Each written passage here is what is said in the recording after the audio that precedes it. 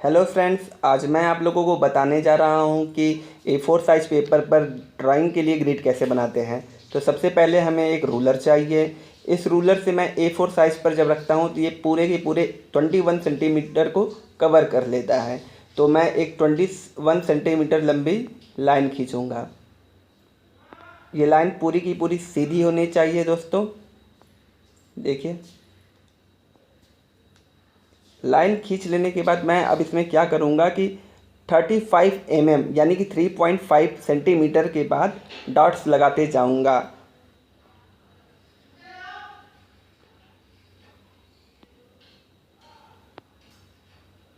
ये डॉट भी आपको पूरे सावधानी से लगाना है हर 35 mm के बाद। और जब ऐसा हो जाए तो हमें ऐसे इसको इस तरफ घुमा लेना है और फिर प्रोटेक्टर की सहायता से एक 90 डिग्री का डॉट बनाना है, जिससे कि हम ये लाइन भी सीधी बना सकें। तो ये उतना ज़रूरी नहीं है, आप इससे डायरेक्ट स्केल से ही ऑब्जर्व करके सीधी लाइन खींच सकते हैं, पर प्रोटेक्टर से क्या होता है कि एक्यूरेसी बढ़ जाती है। तो ये देखिए, मैं वहाँ पे एक डॉट लगाने के बाद ये इस जो रूलर है उससे ही आप एक सीधी लाइन खींच सकते हैं। और ये सीधी लाइन खींचने के बाद फिर से वही आपको हर 35 mm के बाद एक डॉट लगाते जाना है।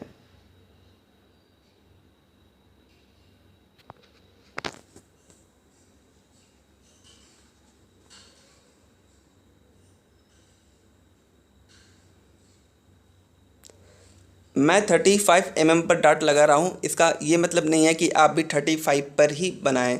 आपको ग्रिड अपने हिसाब से बनाना है कि छोटे ग्रिड में अगर आपको ज़्यादा एक्यूरेसी मिलती है या फिर छोटे ग्रिड में ही आप कंफर्टेबल हो ड्राइंग बनाने में, तो छोटा ग्रिड रख सकते हैं। 20 mm बहुत सही रहता है, या 10 mm भी। और कुछ लोग बड़ा ग्रिड बनाना चाहते हैं, 40 mm, 50 mm, 60 mm।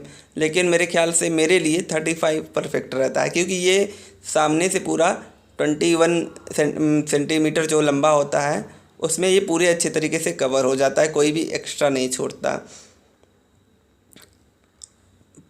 और अब हम लोग इस तरफ भी वैसे ही करते हैं। एक पहले प्रोट्रैक्टर से पूरा 90 डिग्री का पॉइंट बनाते हैं और फिर इस रूलर से एक सीधी लाइन खींचते हैं। देखिए, लाइन बिल्कुल सीधी रहनी चाहिए। और फिर वही करना है, लाइन खींचने के बाद 35 mm पर हमें डॉट लगाते जाने हैं।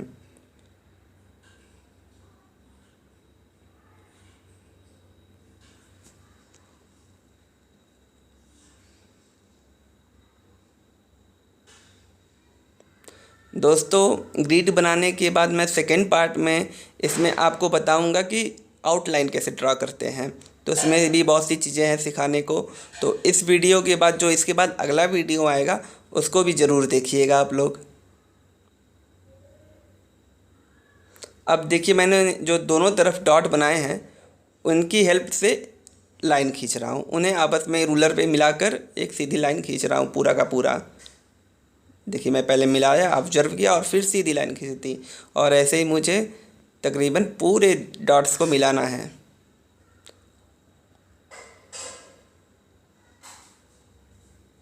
देखिए, पूरी सावधानी रखनी है, थोड़ा टाइम लग सकता है लेकिन आपको टाइम देना पड़ेगा।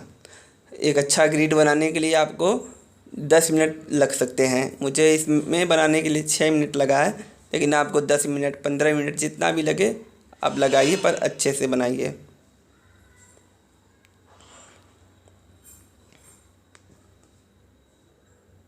और ग्रिड के बारे में मैं बता दूं कि अगर आप पेंसिल स्केच या कलर पेंसिल स्केच के लिए ग्रिड बना रहे हैं तो आपको ग्रिड हल्की रखनी चाहिए। मतलब बिल्कुल सबसे लाइट जो ग्रेड होती है उस पेंसिल का इस्तेमाल करना चाहिए और बहुत ही हल्के हाथों से इस्तेमाल करना चाहिए।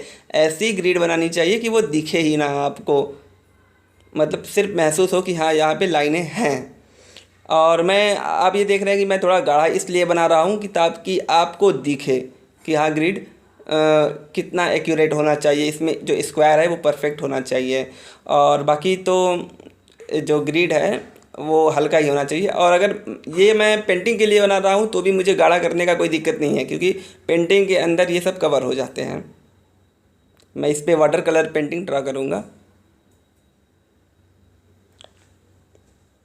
लेकिन अगर आपको कलर पेंसिल और जैसा कि मैंने बताया कि ग्रेफाइट पेंसिल यूज़ करना है तो आपको इसे हल्का ही रखना है। अब देखिए जो आखिरी वाला है वहाँ पे मैं फिर 3.5 सेंटीमीटर यानी कि 35 mm पर डॉट्स लगाते जा रहा हूँ, और डॉट्स लगाने के बाद फिर इन्हें ऊपर वाले डॉट से जो सबसे पहले हमने बनाया था उनसे मिला दूँगा।